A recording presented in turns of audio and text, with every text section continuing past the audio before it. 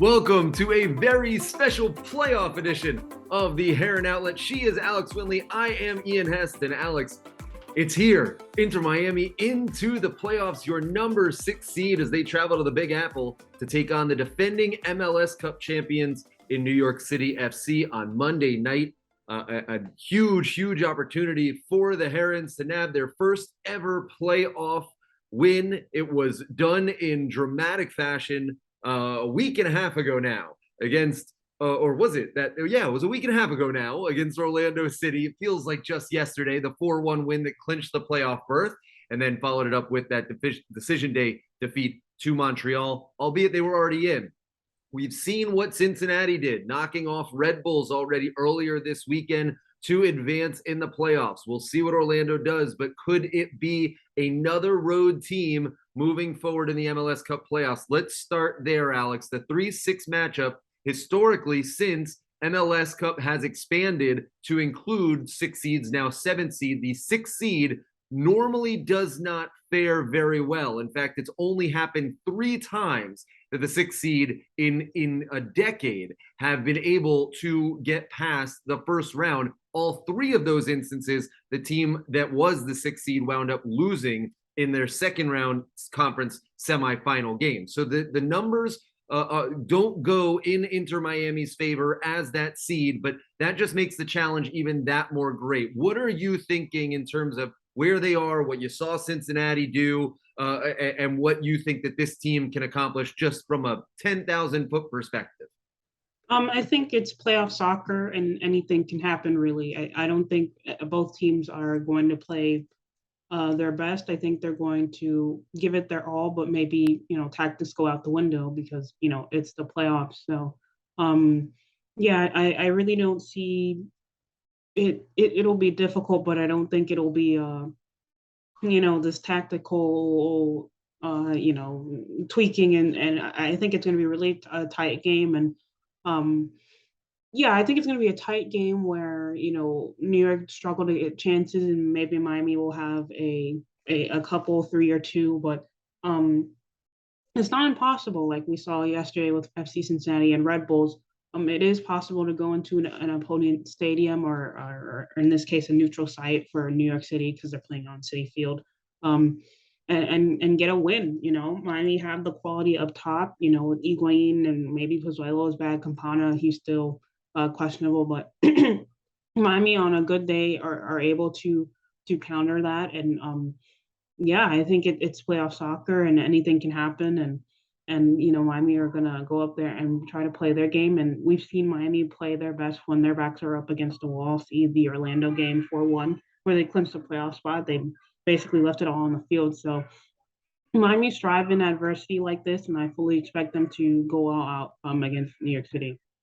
And, not for nothing, the season series is tied 1 win apiece, both at the respective home stadiums. That a 2-0 loss for Inter Miami in July and a 3-2 win a couple of weeks ago when Miami really started to go on their winning streak that put them in this playoff position. The 6th seed is interesting to me because MLS playoffs do not reseed. So there is the potential for Miami to host the second round matchup if Orlando were to knock off Montreal and Inter Miami also advance. That being said, Inter Miami struggled on the road this season, and how can they really redefine what they were as a road team? It wasn't really until Toronto, and Phil had talked about this in the press conference afterwards, that it wasn't really until Toronto that he felt that this team was coming together. It felt almost like, okay, we're a good team at home, we're a bad team on the road, and it's just that this is just the balancing of the seesaw of what you're going to get. And he really felt that in that Toronto performance, and I agree with him on this, that Toronto performance solidified the understanding that this team can have the adversity. They could go in to a 0-0 game in a hostile environment, a team that only was playing to ruin your day. They didn't have anything to play for. And you can go to bat with them and just sneak in, find that way. Gonzalo finding that goal to be able to do it, to then go into DC and do what they did there, to understand the magnitude of the situation. It really felt like a difference in what this team is about. We see it day in and day out, but I think a little bit of the narrative surrounding this team. If you just look at it on paper, you can say, oh, well, the first half of the season they were bad. The second half of the season they were pretty good. Which one is it? And I see it a little bit more of an evolution, that this team had so much turnover to start the year and really had that understandable slow out of the gates. They were finding their own. They recognized where some of their weaknesses were, i.e. bringing in Pozuelo. You thought you'd get more of that from Coco as well. You haven't. That's a story for another time. But, it's more of like a process that they're getting to peaking at this right time, that all of those home thrilling wins were almost a symptom of this coming together, that this was all naturally going to progress as it does, that culminating with Toronto and DC. Yes, you took the step back against Montreal. I think more or less Phil will never, come out and say this. I think that he wanted the home playoff game. But I don't think that really you needed to go all out for it. And I think that you saw that really early on against Montreal. So I really ignore that for better or for worse. But to see that progression in that winning streak that got them into this playoff hunt, I guess makes me feel a little differently when I evaluate them as a road team. Yeah, and I think that win against Seattle earlier cemented that. I don't know. I know Miami have been historically just bad on the road. So earlier in the season when they were able to go to Seattle away, I know, half of the Seattle team were not playing because of the Champions League and whatever, but their first teamers ended up coming on later, but they managed to eke out a point. And, we saw that, this Miami team, they're able to just grind out results. And I fully expect them to do this with this upcoming game. I think, yeah, New York City, it's difficult to judge them after they lost Totti. They went through a rough streak and then they found their form back. But they're playing in I'm going to call it a neutral venue. I know that they'll have a lot of fans there, but I do think I read a stat on Twitter that said their points per game at Citi Field is actually worse than it is at Red Bull Arena by a point, but still it shows that it is possible to beat them there. And our producer Andres earlier this morning made a good point about the last time they had a playoff game there. It was against Toronto, and Pozuelo scored both goals to give them the win. So yeah, anything can happen. It's playoff soccer. You don't have to play pretty. You just need to play smart. Miami could very easily just bunker down for 86 minutes and then snipe a goal in the 89th, or the 87th or later minutes. But yeah, I don't think there's going to be big, tactical changes. I think it's just going to be a really rough game. I think, Miami will try to stay compact and get them maybe on the counter. I don't think they'll have possession at all. But yeah, it's going to be a super interesting game to watch. And yeah, if Miami win that, it'll signal a sort of a shift. I think, even more so than just making the playoffs, despite the circumstances. I think it'll be a sort of declaration of, Inter Miami are here, and despite the sanctions and everything that's gone on, they're able to still compete and make a run at MLS Cup. That's such a great point that I don't think we've talked about nearly enough. They did this during the sanctions. They did this, like, I really haven't heard anybody comment on that. We've almost sort of forgotten about it because of just the success that they're having. But that is a credit. It is a really good point. You mentioned Citi Field. Let's just get it out of the way because I want to talk about the games. Games now at Citi Field. Everybody by now knows that it was originally at Red Bull Arena. They moved it. We didn't find out until Wednesday. I think Phil had two comments on this. One that I thought was a little unfair than the other. So depending on which one you read, you could say it's sour grapes or not. He had said, well, it's a little difficult because we have a traveling party of about 50, 60 people. We need to know where we're going to stay. We've already missed out on one hotel. That all is true. But, I guess it can sound like sour grapes or whatever. The other one was that he was pretty demonstrably he said to me point blank, we'll play on the Empire State Building. I don't care. And I thought that was a little more reflective of how he actually felt about the situation. And I felt like out of context, you can easily say, oh, well, if you're just reading that on Twitter, it looks kind of like he's complaining. He wasn't complaining. He was merely saying, listen, we don't care where we play. We just got to find a hotel. That's all. And so I think that, the preference was obviously Red Bull Arena because that's a soccer stadium. But outside of that, whatever, just play in City Field. It's a little, I think it's a little bit bigger in terms of dimensions than Yeah. Yankee Stadium, but not by much. And they had that very close wall towards the outfield that gets very close to the field. Other than that, I think the other difference between Yankee Stadium is that the mound you have is like in play where it's not in Yankee Stadium. So where the pitching mound normally would be, it's like the left back heading in, or and then try conversely in the other half would have to deal with that. Other than that, do we have anything more to say on the stadium, or do we just let's go out there and play soccer? Yeah, I think that it's let's go. I do think that their biggest concern was find the logistics of everything. They wanted to get there early. They flew out yesterday. They got there yesterday too. So Neville did say that they were going to fly out early to get just used to everything, and they're there, and we saw Pozuelo on the Instagram stories, and yeah, I just think that they wanted to get settled before everything, but since they had to wait till Wednesday to find out the venue, maybe they would have gone there earlier. But I know we spoke to Robert Taylor after the Montreal match about Red Bull Arena, and all the guys wanted to go play at a proper arena. So yeah, it's not shocking. Their frustration was very visible, but I think they're all professionals, and they'll just want to go and play the game and not cause too much of a fuss about it. The other thing, real quick, as we wrap this part up, is that the team when they went out to San Jose and Montreal for that long road trip earlier this summer, they really didn't, I think, solidify what their travel plan schedule always was going to be. Sometimes it was the day before, sometimes it was 2 days before. It sort of fluctuated, and I think that they learned a lot from that road trip in terms of having like a proper understanding. T-2 days out, we are there. We are, at this far from the hotel. We are training this time. Like, it's very regimented now.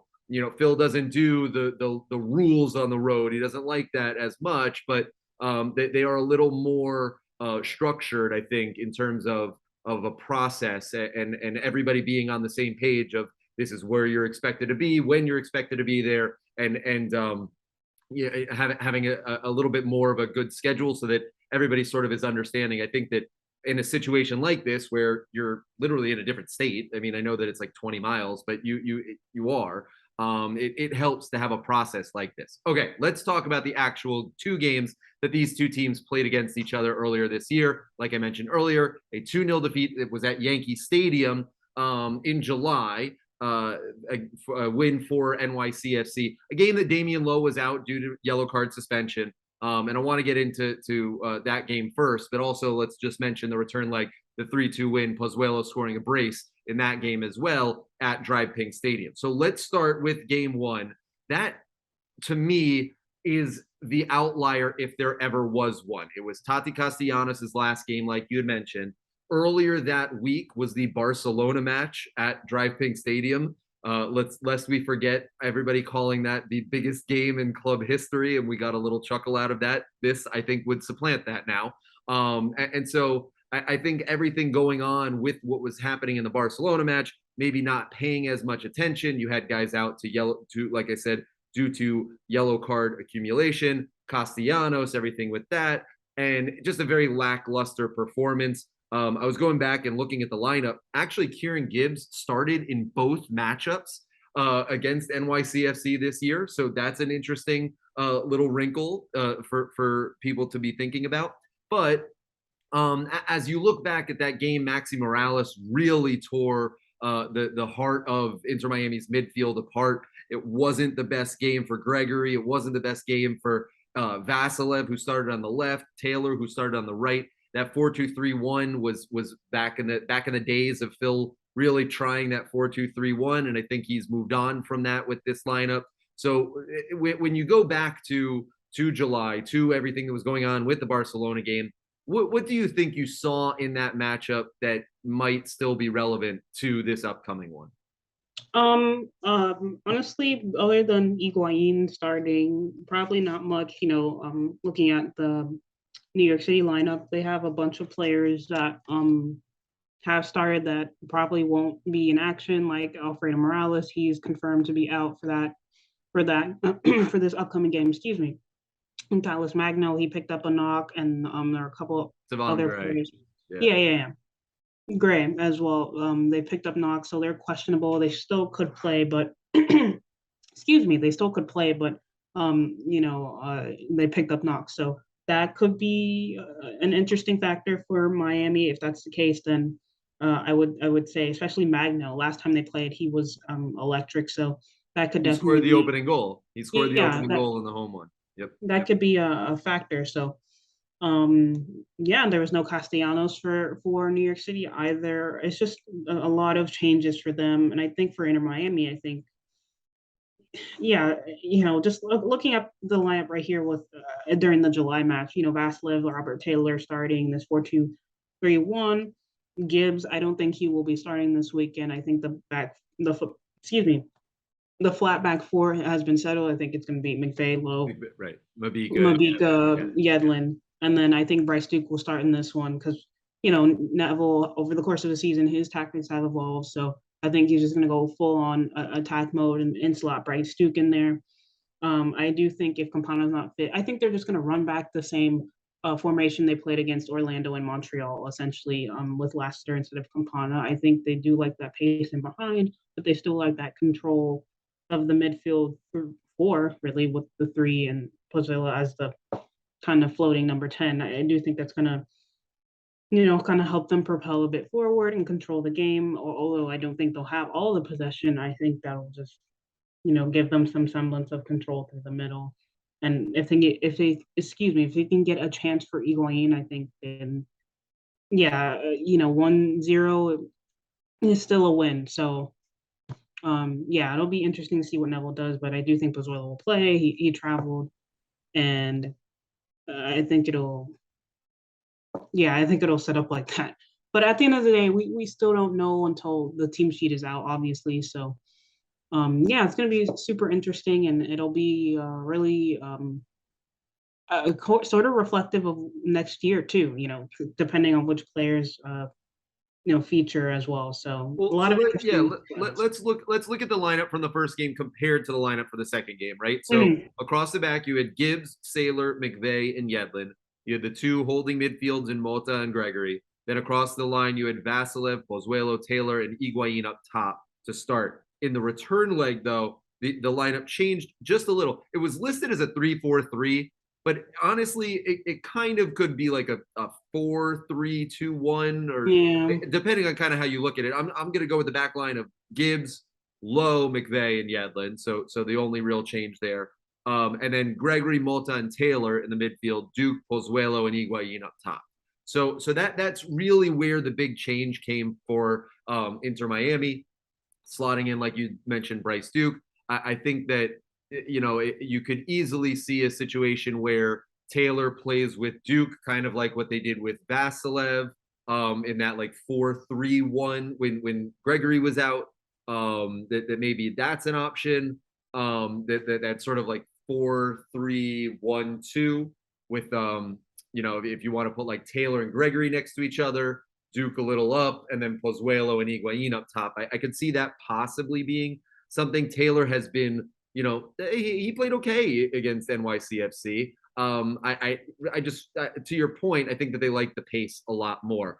What we're looking at in terms of for NYCFC, you mentioned the injuries. Alfredo Morales, who really, to you and I have talked about this a bunch because we saw it in real time and couldn't believe how much they shut him down in the return leg. He could get nowhere. It was a mugging by Gregory Amota that game, and really took him completely out of the game. I think for them to lose him, there isn't really a natural replacement. So I'll be interested to see what they're going to have to come up with something, whether it's O'Toole, whether it's Acevedo. I'm not really sure where they go with that.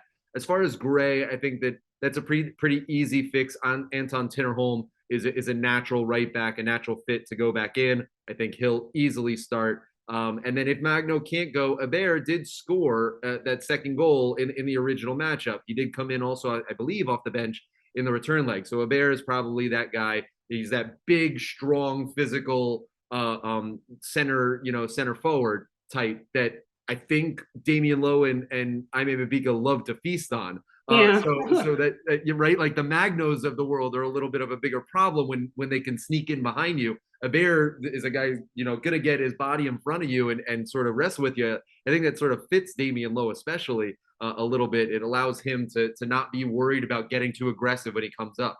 So from that vantage point, where do Inter Miami look to pick apart? Where did we find things in that second leg, that 3-2 win that Inter Miami was capitalizing? For me, immediately it starts with Pozuelo and Duke, which is why I agree with you that Bryce Duke probably gets the nod, because that was a nightmare for NYCFC to deal with both of them, because you didn't know if Higuain was going to do that false nine. And if Pozuelo and Duke were going to go up, you didn't know if both of them could go back and receive the ball. At times, one did, and the other altered. Like what you saw a lot. If we put all three in a line, I know this is a audio medium to some extent. If you're watching on YouTube, you can see me. But if you have three up top, and let's say Duke is on the right, if he comes in to receive the ball and Pozuelo overlaps, sort of like we're weaving, like in basketball, we're doing a 3-man weave.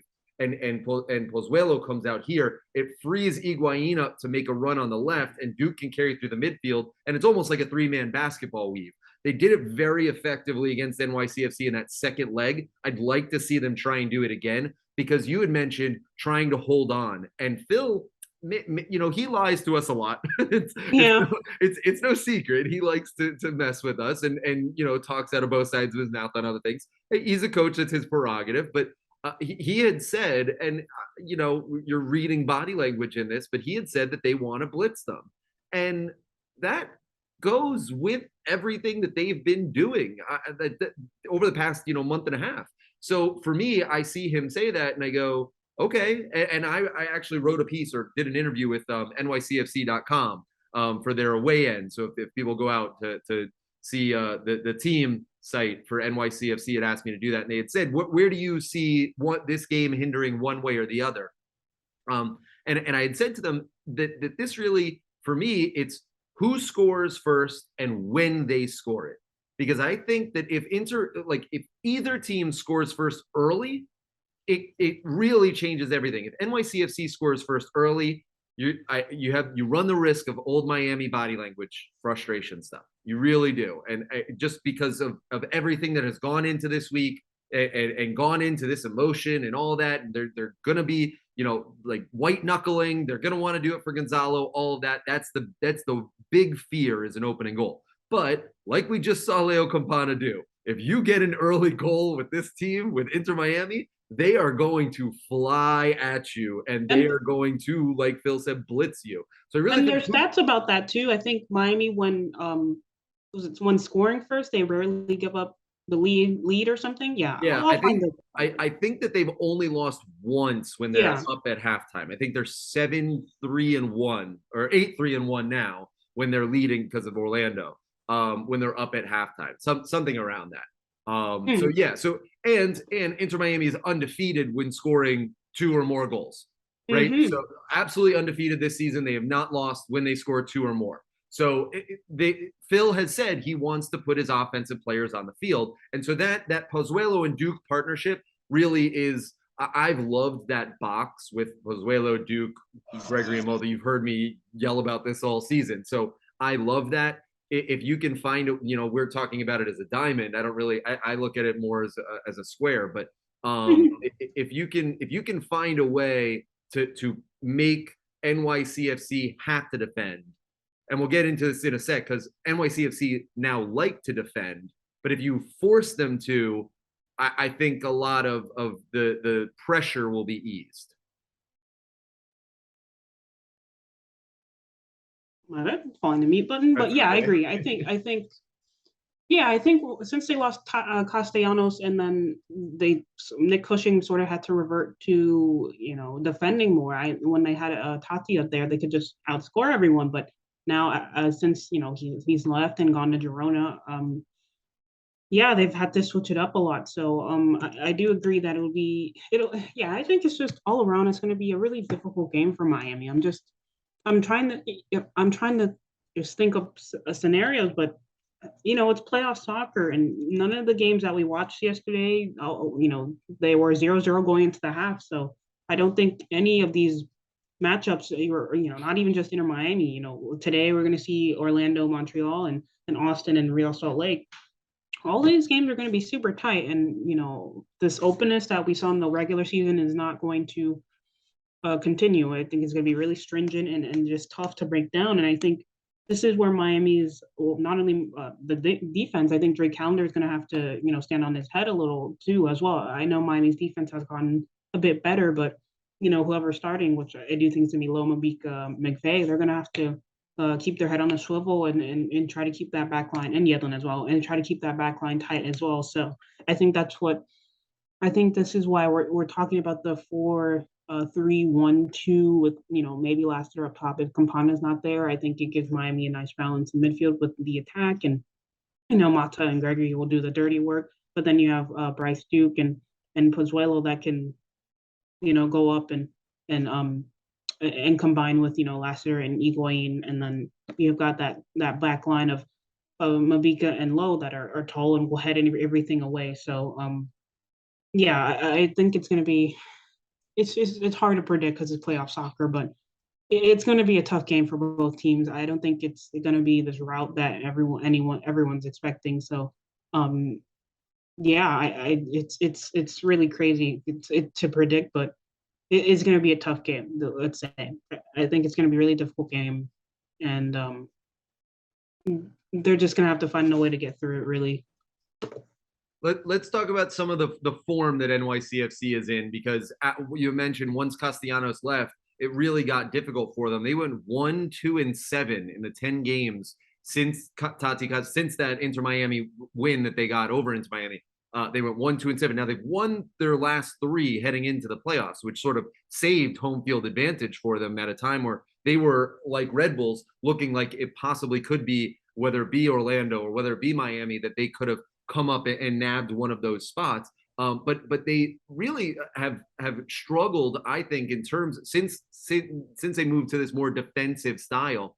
They've struggled with 2 up top like strikers to defend against, which I think is why it would be huge if Campana can play, or if Pozuelo is that second striker, because they've had games where just to name a few, they lost at home to Charlotte 3-1. You had Swarovski and Vargas that were up top, right? They lost 2-1 at home to DC United, last place DC United, where you had Kamara and Berry up top, right? They tied Cincinnati at home 1-1, where you have Baji and Brandon Vasquez up top, right? So, but in all 3 scenarios, that's 3 games against, well, in the case of Cincinnati now, who has moved on, but teams that they would have been expected to win, to beat. They got 1 point out of those 3 games all at home, and all of them were against 2 strikers up top. So I think that's where when we talk about the role of Campana or Pozuelo, it has to start there, because they have not been able to deal with when you have a single striker, both center backs can keep him in front of him and make sure that they understand it. When you throw 2 there, one guy is responsible for one, the other guy is going to be responsible for the other, and that motion that the 2 make can really start to confuse you. Case in point, the Campana goal against Orlando clearly happens because Higuain is stuck at the midfield line and Campana's racing through. One defender's tracking back slowly, the other defender is like looking at him like, oh, okay, you got this, and Campana just runs right in between both of them. So I really think that playing 2 up top is a very key thing against this New York City FC team. I agree, and I think I don't know if Campana will be fit in time, but Lassiter is still different profile and still able to sort of do some hold up. But looking at that, I think it was the 3rd goal that Miami scored against Orlando, where I was or second, I don't know, but it was one of the goals in the game where Lassiter got subbed on and he was running the channels, and Higuain had basically a free run to the back post, and Ariel nicked it over, and Higuain ended up scoring. So I think that's what Miami is going to try to do again against NYCFC, just try to get in and behind the defenders. And since the pitch is really a little smaller than regulation, still, I mean, it's regulation, but it's going to be a small pitch nonetheless, maybe a bit more comfortable than Yankee Stadium. That's what Miami's going to have to try to do a little bit more. Just instead of playing wide, they're just going to have to go direct and run the channels directly up through the center backs in those half spaces, just playing off the shoulder and trying to get in behind that way instead of maybe going wide and coming in. So with Ariel Lassiter, he gives you that, but I don't know if Pozuelo will play as a second striker. I think we've only seen him there a couple of times, just in situational, times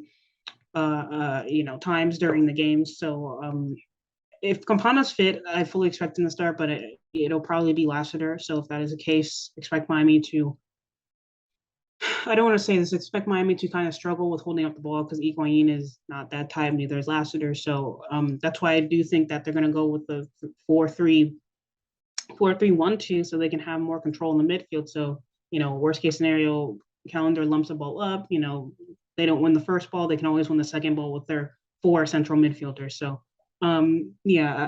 different striker profiles with Leo and Ariel, but it's still doable. In Miami, they've been able to make that work, especially when they have Bryce Duke on the field, and he'll be that endless runner to cover the grounds that Pozuelo, Mata, and Gregory can't catch, really. Yeah.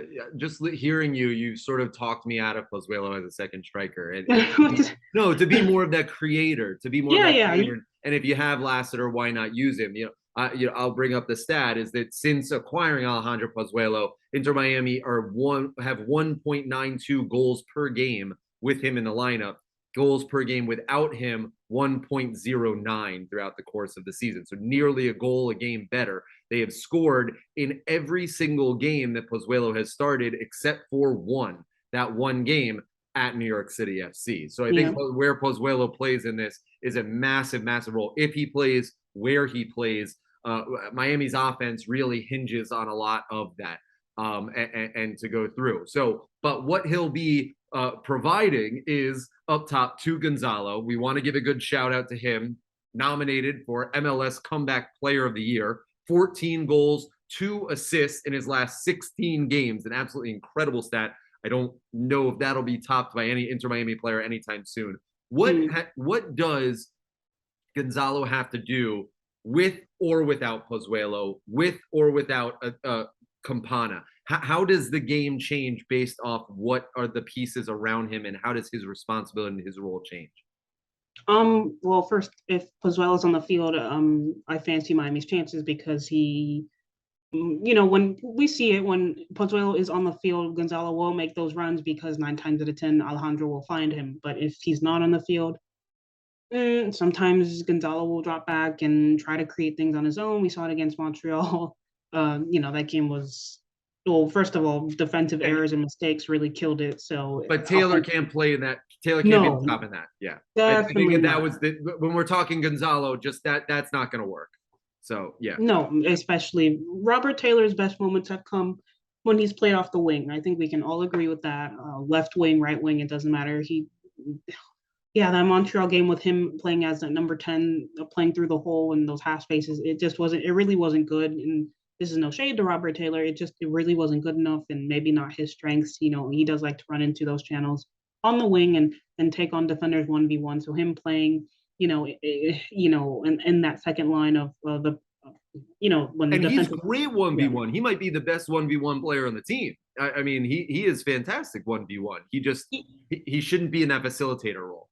No, and that's what happens. You get Pozuelo in there, and that's a completely different role. And that Montreal game was just bad.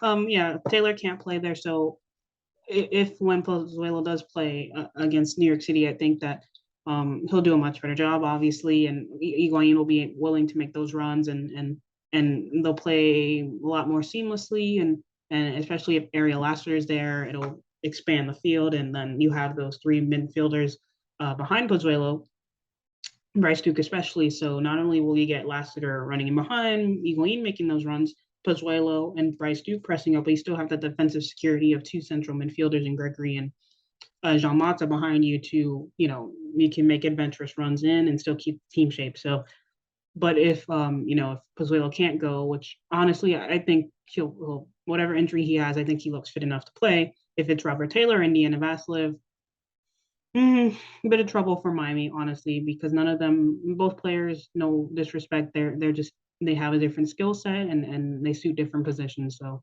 it'll be significantly more difficult. But yeah, you just want Pozuelo on the field with Higuain together because they play the best. And earlier this week, Phil did say Pozuelo was further along than Leo is, and Hmm. so we'll see there. As you move back, any concern for Jean Mota or Gregory in terms of the space? It's a little bit narrower. It's going to be to me that almost suits them better. Is that they can really assert themselves more on the game and be a little bit more a part of it. But it does, you know, Gregory is great at recoveries, but also does lose the ball every now and then. And John Mota is likes his flair. And so those mistakes get magnified in the playoffs. They get magnified in tight corners, in tight spaces. And not for nothing, it does go without saying that. Well, it does, I'm going to say it that this is the first playoff game for these guys. That with this club, this is a new environment. This is something different. The play-in round didn't count. Yeah, I Come know. on. Yeah, The club is very upset with me for saying that this is their first playoff game. it is, but it's true. It's true. Like, yeah. If Miami finished 10th that year, they wouldn't have made the playoffs this year. So yeah. If Anyway, Miami had done that in any other year they're not making known the in the playoffs. history of the league, it would not have been. But Yeah, but but yes, so everything that goes along with this, do you have any concern with Gregory and Malta? I know I would put it like lukewarm for me. um, yes and no. I think Mata will play as that deep line six just to give Miami more control. And I honestly, I know we've talked about this in previous podcasts where we didn't really like Gregory playing higher up, but I now see why he does. He's really good at just winning the ball back quickly and pushing the team on. But sometimes we do see his touch can go a little not as clean as we like it. So when you have Mata playing as that deepest lying midfielder, um, it flows a lot better. And then you have Gregory further up where he can win balls, you know, faster and start the counter. So I think I'm not too concerned because, like you said, with a smaller pitch, it's closer quarters, a closer contact. So and it's probably less running than they have to do compared to some of the other fields in the league. So I'm fine with that, but I don't want to say this and then a mistake happens and he scores an own goal or something. I don't know. But yeah, I'm completely fine with that. Mata there, Bryce Duke has the legs and he's young, so he'll run and Pozuelo he can track back when he's feeling it, which he probably will because it's a playoff game. So not too concerned really.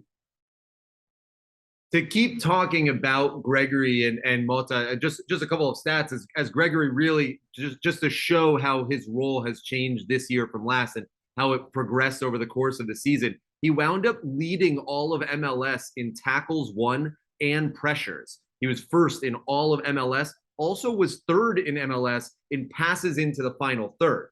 So just to your point of where they're now trying to do it is they're trying to basically take Gregory as the six, but they're Mm-hmm. putting the six higher up on the pitch so that Gregory just wins the ball back and then immediately passes it into the final third. It's almost like creating like back in the old days when teams instead of playing a flat back four in America, they'd play with a stopper and a sweeper. In rec Yeah. teams, you put like your fastest kid as like the sweeper. They're almost Mm-hmm. doing that with Malta and Gregory in the midfield, right? So it just goes to show a little bit of a difference in how they changed and evolved Gregory's role tactically from the traditional center defensive mid that we're so accustomed to seeing in like EPL or throughout the league. Yeah, I'm looking at some of these stats now. It's I will say side note, Emerson leads the league in successful dribbles per 90, which is pretty cool. Well, that's because like Yeah. he's if he gets one in 10 minutes, that's like huge, right? He's not going Yeah, to get yeah. nine in 90. Yeah. I side note, I hope he gets more minutes next season. But anyway, yeah, that's really impressive by Gregory, and we've seen that with multiple goals this season where he's assisted a couple, I believe, or maybe I'm conflating that last year. I think was it against Cincinnati this year or last season Yep. where he played in a really good ball to Breck Shea or someone, and it was Oh, really that nice. was last year. That was last Yeah, year. it was last year, but that's proof that he can do that, and he's done it this year as well. Some of the moments are blinking my mind, but he's able to do that and playing those passes. So going back to your point, Ian, about Gregory playing as a higher up number, excuse me, a higher up number 8.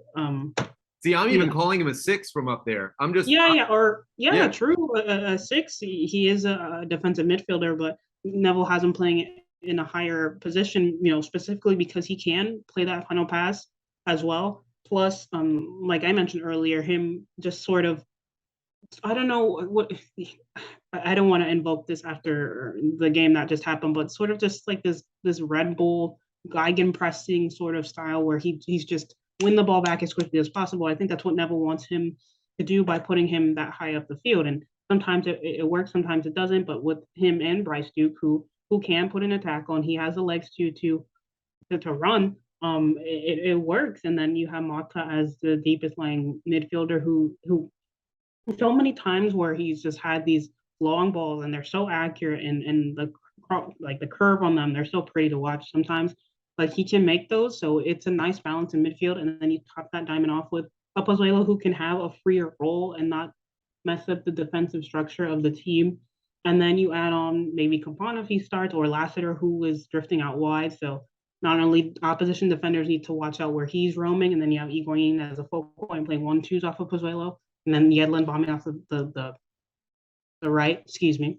Yeah, it's just a really nice balance of the team, and like we mentioned earlier, it's playoff soccer, so it's not going to be pretty, but you know, Miami's going to grind, and we've seen them grind out results, and playoff soccer, it suits them. They don't need to win pretty. The season we've seen them just grind out results and pick up 3 points, and that's exactly what they're going to need to do against New York. Grind out results in a not ideal field situation, and pick up but the not to that point though, yeah I mean, you mentioned the gegenpressing that New York Red Bulls do had it since he beat it. Well, they found space. They found yeah. space over the top, and And they Aaron Long found getting beat terribly by Vasquez, but that's right. But you're another not going to have that same amount of space true. in tighter quarters. So it could be more effective. Yeah. As we go further back, I want to talk about the back line for a little because Mm-hmm. McVeigh, Lowe, Mabika, Yedlin, I think we're all sort of comfortable with that, which is so odd because of how much tinkering was done throughout the year to figure out this partnership in the end. Really, you feel for Ryan Saylor, who's had a great season. He really has, especially for Yeah. a rookie. And but he, just where it is right now, this is sort of what they're going to go with. And so I think that you look at it really where they've been very successful is in terms of interceptions. As we talk about stats, Damian Lowe and Chris McVeigh both finished second and third respectively in all of MLS in interceptions throughout the year. So teams are trying to make those passes and they're able to cut them off. So they're not having to do as much 1v1 defending, but they're able to find the channels the teams are trying to exploit, and they're able to intercept passes very successfully with that. You also look in terms of blocking shots. McVeigh was in the top 10. He finished 8th. Damian Lowe just missing out on that. And so I think that combined there, they've been able to allow Mabika to take on a little bit more of the like cleaning up. Passing. Yeah, Passing. yeah. Yeah. Well, And yes. sort of like them sandwiching him has Mm-hmm. allowed him to be more of like I'll clean up the plate and get it out Yeah. of here.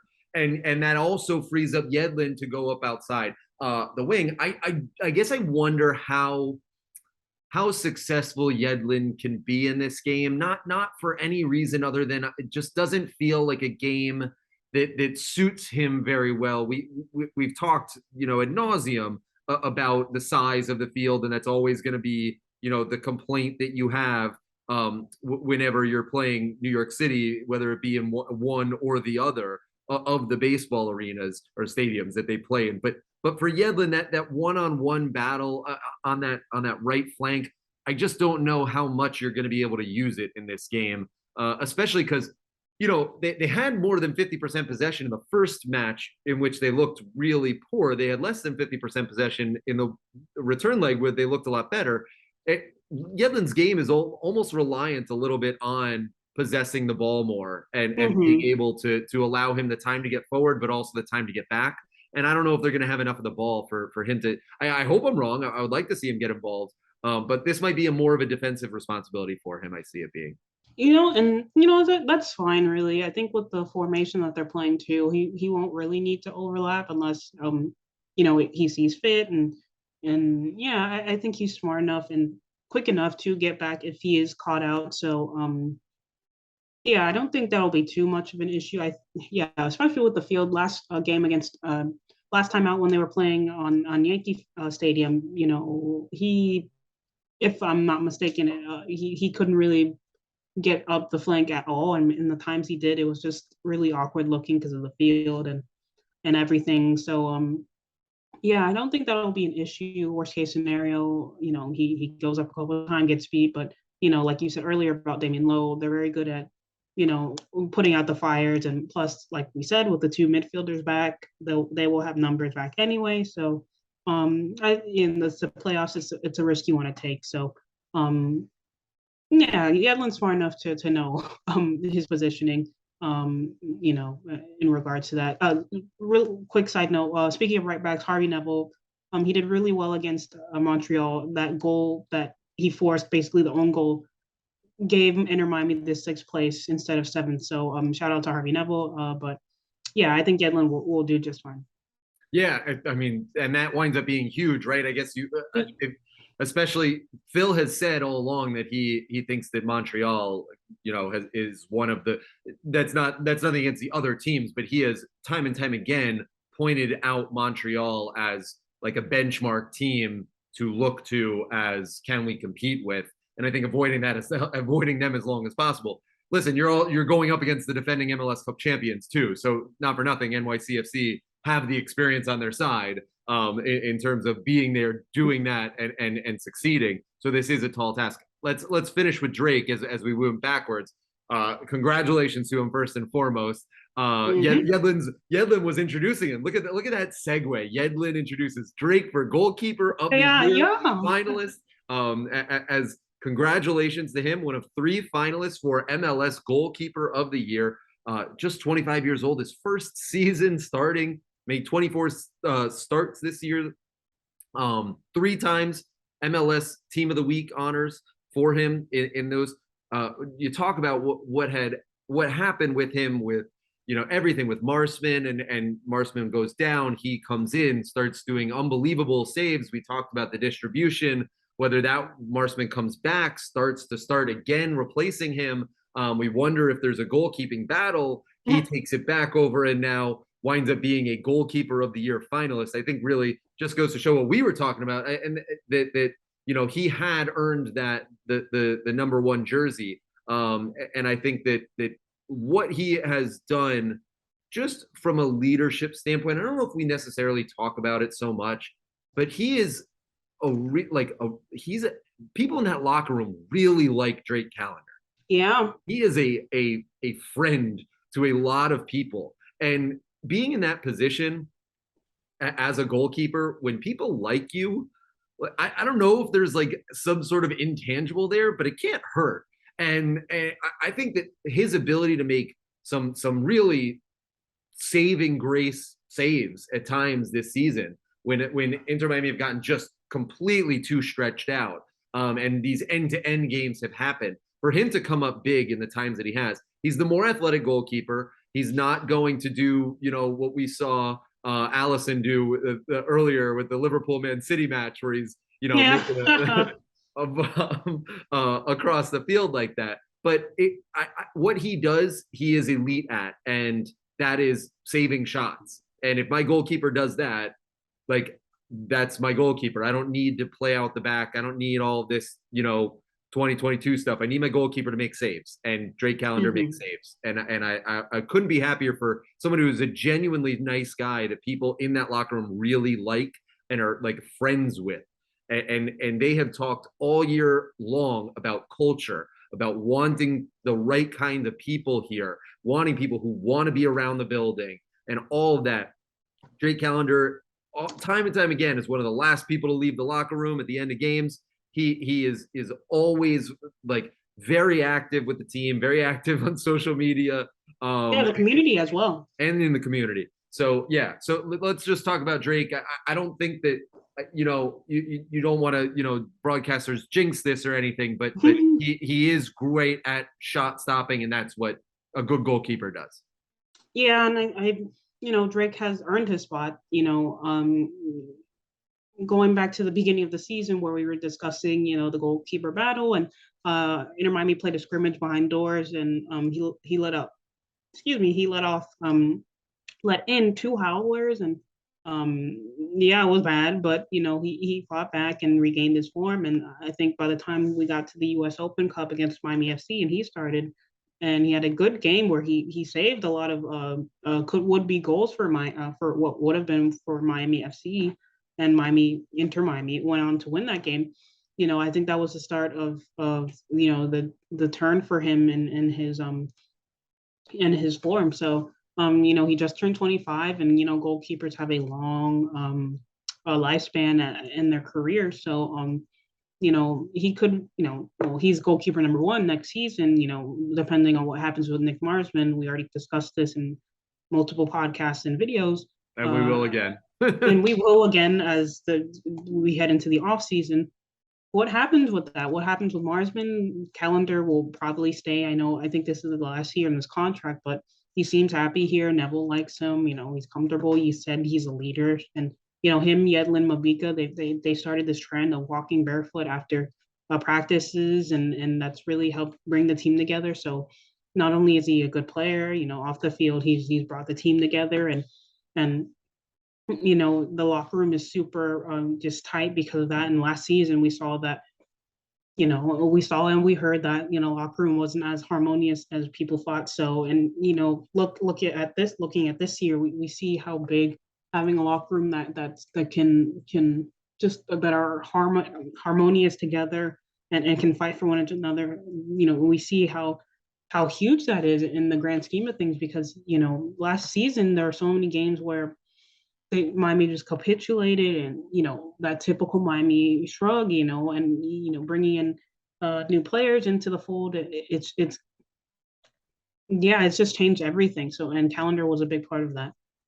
I mentioned this not for nothing, that I was a little surprised Phil missed out on or not surprised that he missed out on Coach of the Year finalist. I thought that, I guess the way that I would put it is, normally when they pick three finalists, they pick one of a coach who sort of had an overachieving team that reached the playoffs and got in. They went with Cherundolo from LAFC and Philly and Montreal's coach as well, which are 1, 2, and 3 in the Supporter Shield standings. So I thought maybe Phil or Pat Noonan in Cincinnati would have gotten there. But let's talk Phil and coaching in this. He's going up against his friend Nick Cushing, who actually coached Harvey Neville when Harvey Neville was in the Manchester United Academy back in England.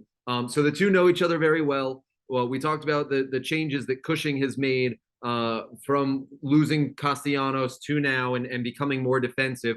Phil has said very much, he calls it their all-out blitz mentality. He wants to blitz them. I love Phil when he tries to Americanize his analogy. It's always fun trying to explain American sports to Phil Neville.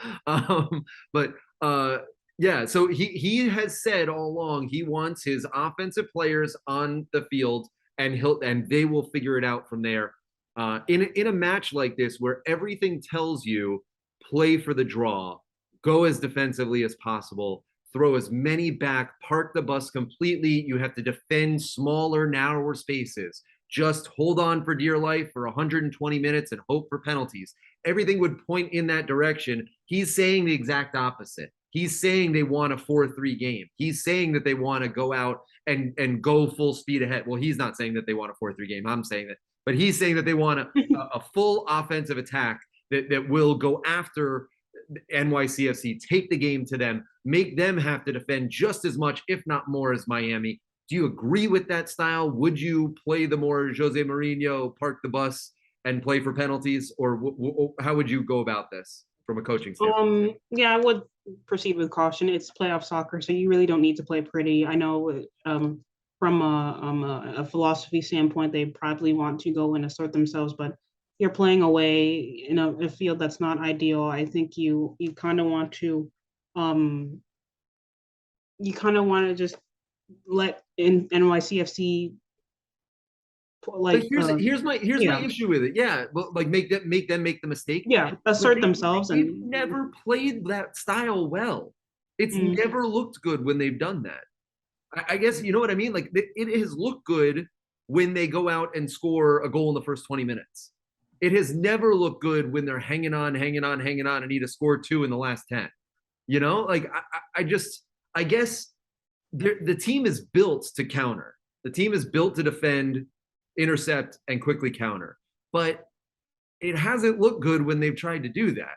It's looked a lot better when Gregory's winning the ball, at midfield and quickly pushing with numbers ahead instead of like a counter, like a 4v4 like possible offense. That's where I've seen have a little more success. yeah, but I'm sort of afraid that they're going to let up an early goal and then not be able That's to get back snowballs. into the game. That's the worst case scenario. Goal in the Yeah, first 15 is the worst case scenario. yeah, and you don't want to do that until they're going to spend the whole game chasing. So I think honestly, for me, it's the first 20 minutes you just wait and see, and then after that you can go grow into the game a bit more. Then assert yourself on in New York City. But I'm just really fearful that Miami are going to pull a Montreal and have a dumb mistake. I know they'll all be dialed in. It's the playoffs, so it's not remotely the same. But I do feel that there could be one mistake or there's no communication. A goal slips in, then Miami's chasing the game. So think you keep it compact and tight, even for 10, 20 minutes, and then try to grow into the game after that. I'm not saying to bunker down the whole game, but let's say Miami do that, they bunker down for 10 minutes, they score on a counter. Um, and then New York City is the one that are home and they need to get a goal. So Miami will just try to stymie that essentially and try to sneak out with that win. So, but I will I say do the think the longer that it stays 0-0, the more it benefits Miami. yeah, for sure. I think that's the line of thinking. Look at the Cincinnati Red Bulls game. Red Bulls did score first, but Cincinnati were able to just climb back in it and then get the second goal. But um, and the LA Nashville game as well, it was 0-0, and then LA did their thing with the that really good goal from Julian Araujo. So yeah, let's see how it goes. But I do think yes, I agree. Yes, they should go attack, but it's a playoffs and it's not going to be pretty. And sometimes you just got to bunker down and grind. But they're going to need to uh, score inevitably. But I'm just really fearful that they're going to slip in a goal or New York City is going to pepper Miami's goal too early, and Miami are going to not know how to handle that and then inevitably concede. So I think the ideal start is Miami scoring first, New York City trying to grow back into it, and then just bunkering down for the last 60 or so minutes. So As I think that we've gone through every single aspect of this matchup, Alex, here on the Heron Outlet, but one more that we haven't talked about, the weather in New York. Tomorrow expected low 60s, high 50s with a 50% chance of rain. It is expected to be one of those gloomy, like sputtering rain, cold fall days in the city. Do you think that affects Miami at all? Would it help them? To me, if anything, it's a detriment. I think that they would prefer this on a hot, sunny, bright blue sky day. yeah, but yeah, I don't know. You saw that Toronto game that they played. That's a good point. Um, yeah, away where Very similar. yeah, it's a similar weather, so I don't think they'll be too And you bothered. could have a But similar game. Talk about like it being 0-0 for as long as possible. You could have a very similar game to that where all of a sudden Gonzalo has a moment of brilliance 70 minutes in, and there you go. yeah, it's precisely the same everything. Yeah, that game was really crazy looking back at it, but and the lineup was essentially the same lineup that we were talking about now, but Campana was playing. So yeah, maybe they'll replicate that same performance that they put on in Toronto. 1-0 Miami, stymieing the opposition, playing, Drake making saves, defense on point, but instead of Campana, it's Lassiter. So yeah, we will see, but it's definitely going to be a high stakes match considering some of the banter that's been going on between the fan bases and What do you some think about that? websites as well. I So wanted to get your opinion on that. How do you feel? The banter has been surprising to me. Like, I, I guess I've been kind of disappointed. It hasn't even been good banter. It's been kind of lame. I mean, Yeah, I, a lot of it I feel is kind of mean spirited, especially when talking about the stadium situation, comparing it to Miami's. It's not the same because Miami, you tweeted a really good comment the other day about how oh this yeah. matchup was about Miami, Well, not let's being call a spade a able. spade. Miami doesn't exist without a stadium. Like Hmm. that we how many years did we wait around for a team? And the deal was make a stadium. And here we are in the first playoff game and going up against not knowing what stadium you're going to play in. Is it a baseball game? I mean, Marlins Park was built. They could have hosted Hmm. playoff games for years, right? So I just, yeah, I think that makes it exponentially worse. But in terms of like the banter, I don't know if it's because MLS fans are a little more isolated from each other, maybe don't pay attention to the other teams as often. Like they very much watch their own team, but they're not paying attention to other teams. That there hasn't been really like any good digs at any Miami players or Miami fans or chants or anything like that. But like both ways. I don't know if like Miami fans know a lot about New York City FC to be able to. It's just been very surface level, like basic stuff. Yeah, a lot of it is, I don't know, it just shows that um hopefully with the Apple TV deal next season and it's easier to watch other Yeah. teams, people can get familiar with the league. But yeah, a lot of it is really surface level, Inter Fort Lauderdale, which is valid. I mean, yeah, but Miami will have a stadium in I mean, Miami. Harrison, New Jersey FC, is that like the comeback? Yeah, Like, same I thing with mean, FC Dallas. They play in Frisco and the Frisco. Galaxy and Carson, but yeah, Miami is the only team that gets it, but which is fair and but still not fair. They're going to be moving to Miami soon, and New York City are still struggling to find their stadium, which is fair. It's fine. It's hard to construct things in New York, but Hey, yeah. I was at Cincinnati versus DC United on decision day. Oh, right. What? Yeah, that's right. Yeah, yeah. Right. And DC United just built a stadium that is in DC, but it's just like barely in DC. It is in like a residential neighborhood. It was very odd. I took an Uber over there and there's just houses all over the place and like parks, like schools. It was in a completely residential neighborhood. So just like I don't get like why the stadium thing is even, I don't know, whatever. I Yeah, digress for another thing. it's an MLS banter thing. Only league in the world where, where attendance and the stadium situation is you like. Yeah. Anyway, it's just banter, but at the end of the day, they're gonna It's play the a game. playoffs. Enjoy it, people. Have fun. Smile. This is what it is all about. Inter Miami was picked to miss the playoffs by pretty much every national pundit, and here we are. Even I had them barely in. So, and that was out of some coaxing from you, Austin and Andres, after a while. Yeah. So this team has overachieved, or has it? They've not. I don't want to say that they have achieved what they deserve. Every single point they earned. A lot of us did not think that they would be in this position. I think all along we've here at the Heron Outlet have tried to say we think this team is better than its record indicated, and I think later on in the year they showed that. And we tried to indicate to you along the way some of the goods that they possess and how this team really could surprise people. In terms of that, as we get set to get out of here, Alex, I don't know if you want to make a prediction or not, or if you just want to give a sense of a feeling of how the game is going to go or how this playoff run is going to go. I'll leave the prediction game up to you, and then I'll go after. I think it's gonna be a close game. I really do think it's gonna be 1-0 or 2-1. I don't know which side, but it's gonna be tight. I don't think there's gonna be a lot of goals scored. I think yeah, 1-0 or 2-1. I don't know which side. It could go either way, really. If Miami's onto it, then then they'll win, and there'll be another Toronto away match where they win 1-0 in the 86th minute. If it's not, they let in a goal early, and then they're pushing, and then they let in another goal, and they're not able to clean themselves up. It could be bad. So I don't know who, but it's playoff soccer, and anything can happen. Look at the Red Bulls against Cincinnati. Lewis Morgan scores that goal. They're cruising, and then all of a sudden, Cincinnati strike back with a penalty and Brandon Bash scores. So you never know, but it's going to be an entertaining game from a neutral standpoint. And for the Inter Miami fans, enjoy the first playoff match officially first playoff match in club history. It's playoff soccer. Don't think with your head, think with your heart, and think with the heartbeat of what this season has been all about. The dream for Gonzalo continues. They'll make a movie out of this if this goes all well. I mean, honestly, you can't write a script like this. So I'm going with the heart. I'm riding this wave.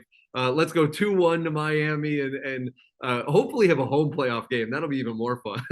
That would be, yeah. And then it's possible. You're rooting for Orlando. You're not rooting. Yeah. But yeah, that'll be Drive Pink playoff. Well, there will be a lot to talk about when that time comes. For fans, if you are in New York, if you're taking the train, that's a 7 train you're going to take out there. But also you might have to, depending on how late the game goes, if it does go into extra time, make sure that you have a way back. Yes. If you're staying in the city, maybe Uber, taxi, consider that, because the 7 train does late at night. You might want to consider that. For fans that are staying here in South Florida, 2 official watch parties, one in Miami at La Tropical, the other in Hollywood at Mickey Burns. Those are the official watch parties. You can get that on the team's socials. We'll also post them as well. Make sure you follow us during the game, before, after, throughout the game, on our Twitter at The Heron Outlet, on our Instagram at The Heron Outlet, and on our YouTube page. Follow, like, share, subscribe, rate, review, wherever you get your podcasts, Spotify, Apple, all that good stuff, Google Podcasts. We are so excited to bring you all this coverage of Inter Miami versus New York City FC. She is Alex Winley for Austin Robillard and our producer, Andres. I am Ian Hest, and we will see you Monday night, 7 o'clock at Citi Field in Queens.